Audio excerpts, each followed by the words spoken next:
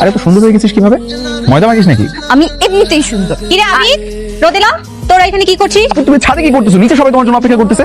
বলি আপু, এই চুপ থাক। বলছিলাম আমি কি বাবাকে গিয়ে সবকিছু বলবো? না আপু, আপু শোনো না প্লিজ, কিচ্ছু বলো না।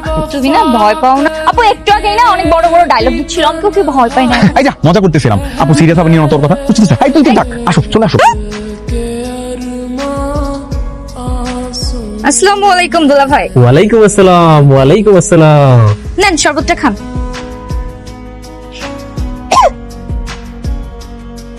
হ্যাঁ বেন, ঝাল লেগেছে আপনার?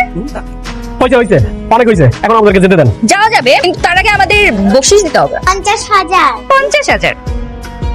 হ্যাঁ মতেন, যা গাড়ি থেকে টাকার তোলাটা নিয়ে আয়, নিয়ে এসে আমার সুন্দরী বিয়ান সাহেবকে দিয়ে দে।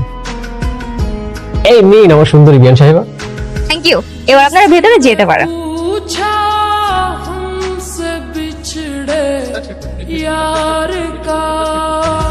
ঠিক আছে, যাই বেআইদের সাথে লাইন মেরে আসি। একদম মেরে ফেলবো।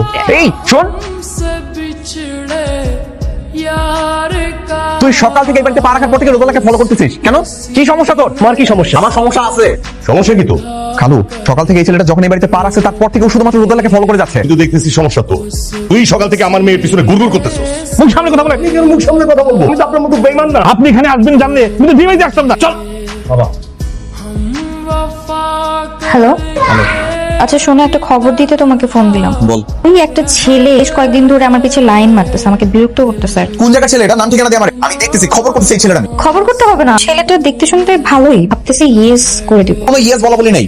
ঠিক আছে, তাইলে কালকে লেক ড্রাইভ পার্কে চলে আসো, আমি ওকে ডাক। ওকে। কিরে কই ওই ছেলে কোথায়? দেখা আমারে। এটা তোর ভালো লাগছে? এটা হ্যান্ডসাম? হ্যাঁ। তোর কত বড় সাহস, তোর পিছু পিছু ঘুরে বেড়াস? তবে এমনই তো কেন ডিস্টার্ব করবো? উনি আমাকে 500 টাকা ধরাই দেবো, বললো তুই ফোনে বসে থাক। আমি বসে রয়েছি। এত বাহানা করে যে দেখা করতেছিস, তাহলে মনের কথা বলিস না কেন? আমার মনে কোনো কথা নেই।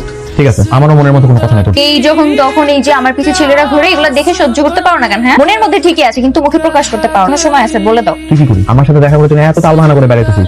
মনের মধ্যে কোনো কথা থাকে সেটা বলতেছিস না কেন? বল। ভাইয়া, যে বিয়ে বাড়ির ওই বেআইটার কথা মনে আছে? এই যে দুষ্টু, ভাবছি ওনাকে ইয়েস করে দিব। এই তুই ওর সাথে কথা বলিস? তোর ফোন দেখি। জেলাসি কি অবস্থা? জেলাসি ঠিকই আছে, আবার স্বীকার করে না। আমি জেলাস। আমার মধ্যে অনেক বেশি জেলাসিনেস কাজ করতেছে, কারণ আমি তোরে ভালোবাসি।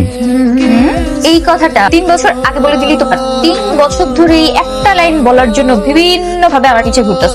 তুই তো ছেলে বলতে পারবি তুই আমাকে ভালোবাসিস। কেন? আমি কেন বলবো? তুই আমাকে ভালোবাসি না? একটু একটু পছন্দ করতাম আর কি। তাহলে এখন বল তুই আমাকে ভালোবাসিস? ভাববো